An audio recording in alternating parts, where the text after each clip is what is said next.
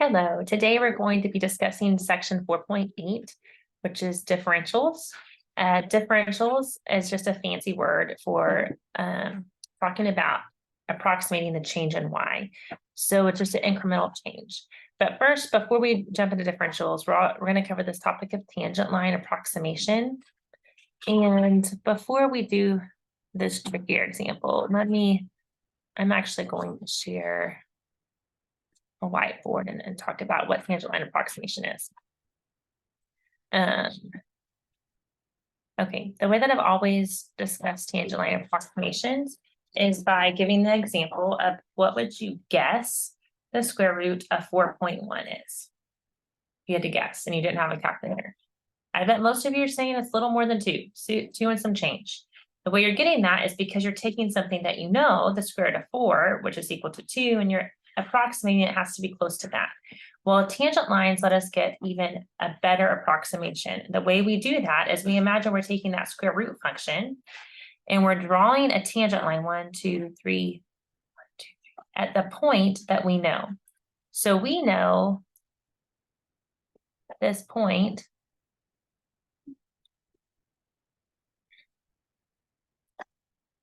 okay, I am going to use the tangent line to approximate the actual value is what's going on here. Excuse me. So the actual value of the square root of 4.1, that's going to be this on this curve right here. But we're going to use the tangent line, which would be really close anytime we're close to 4 on either side of 4. That tangent line is really close to the curve. It's just slightly above it. And the way we write an equation of a tangent line is we need a point and we need a slope. The point, you choose the one that you know. So we're going to choose the one close to 4.1. So we're going to choose 0.42. Our function is the square root of x. It's the function we're trying to approximate, okay?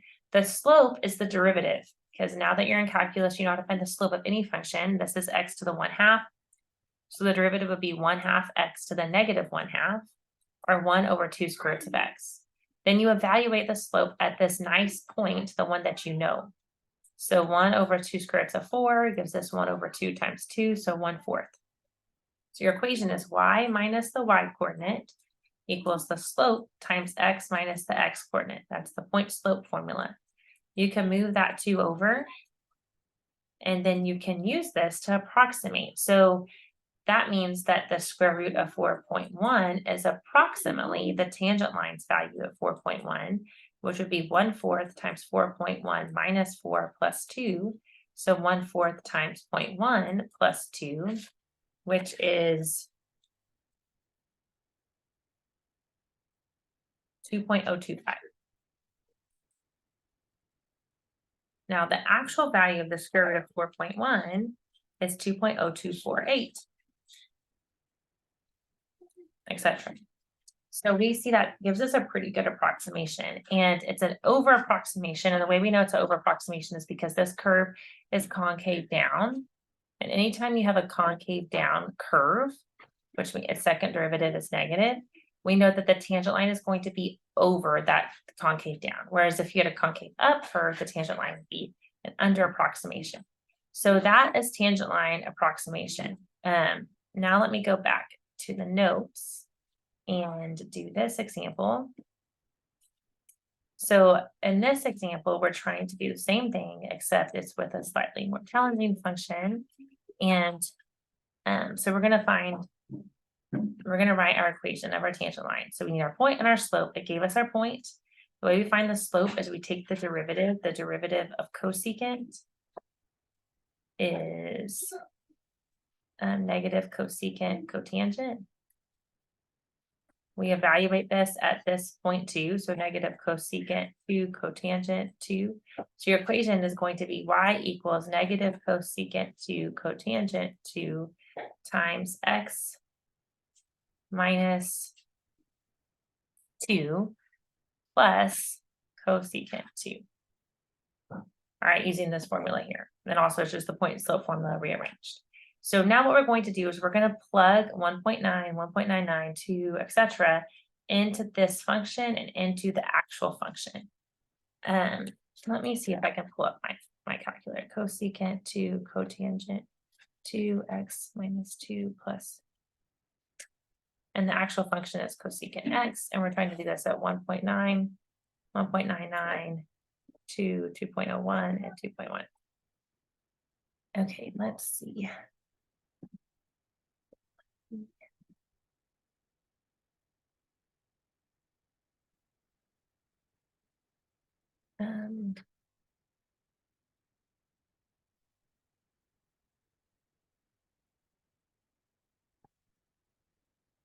Seeing if the calculator is frozen or if it's going to let me use it. Okay, let's see. Let's go to y equals.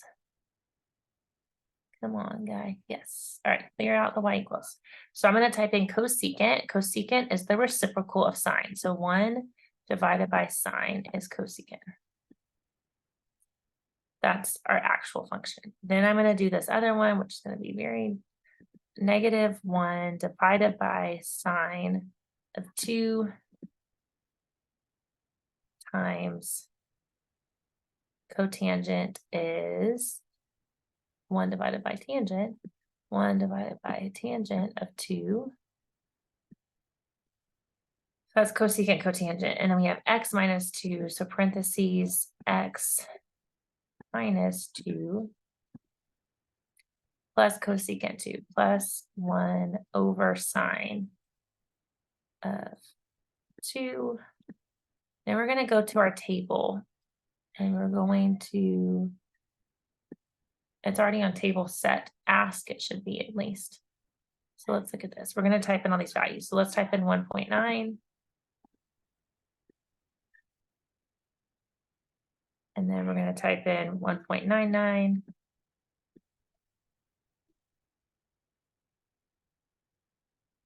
And 2.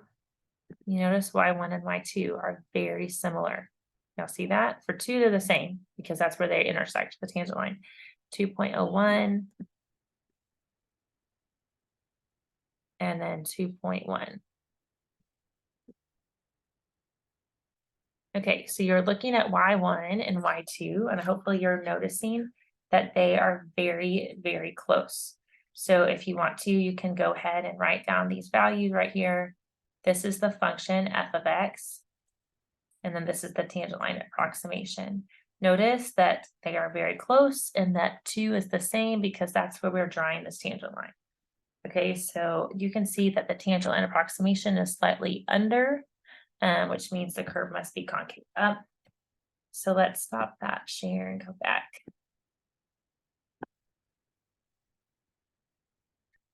Okay, let's do the next one. Now, a differential represents the slight change, and it's a way of approximating the change in y. And the way you solve for the differential is it's kind of understanding that there's 2 different notations for the derivative. One is dy dx, one is f prime of x. And if we solve for dy, which is a change in y, we could do that by just multiplying by dx. So dy is equal to f prime of x times your change in x. So that's basically what we're going to use here. So it wants me to find dy and delta y, right? So dy, again, dy is just the derivative times the delta. Well, what's the derivative of this? That's just the the power rule. So 5 plus 3x squared. You want to evaluate it at 3. So f prime of 3 times our dx they gave us is 0.01. So plug in 3 there times 0.01, we get, I wrote this down, we can get 32, so 0.32. If I want to find my actual delta y, that means plug in f of 3. When I plug in f of 3, I get 42. When I plug in f of 3, like add 0.01, that's how much you moved over in the x, so 3.01, I got 42.3209. So that delta is 0.3209. So what is the difference between delta y, the change in y actually, and the differential of y? You can see it's 0.0009. Okay, so that's what it's talking about. This differential is just the derivative times whatever they give you as delta x. And then what we're going to do is find the actual change in y by adding this delta x to this x value, because you're at 3 and then you moved over 0.01. So you're at 3.01.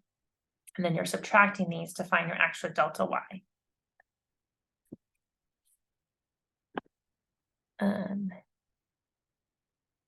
So this one, let's find dy is f prime of x times your delta, which in this case is 0.1. So I'm going to find my derivative. That is 6 plus x to the 1/2. So the derivative is 1/2 6 plus x to the negative 1/2 times the derivative of this, which is 1. So 1/2 square root of 6 plus x. You're going to evaluate this at the value 10. So 1/2 of 2 plus 16. Square root of 16 is 4. So this is 1/8. So 1/8 times 0.1, which is 1/10. So we have 1/80th, which 1/80th is 0.0125. That is dy. Delta y is when I actually plug in 10. Okay, so plug in 10. I get 4, and then plug in 10.1. So the square root of 16.1 is 4.01248. Subtract those two, that's the delta, the change in. So actually delta y is 0.01248 ... If I subtract it, to get the difference between dy and delta y is equal to negative, or I got to do it, 1.947 times 10 to the negative 5. It is very, very close. Okay, so again, dy is the derivative times the differential. Delta y is plug in the x and then plug in the change in x plus x and then subtract.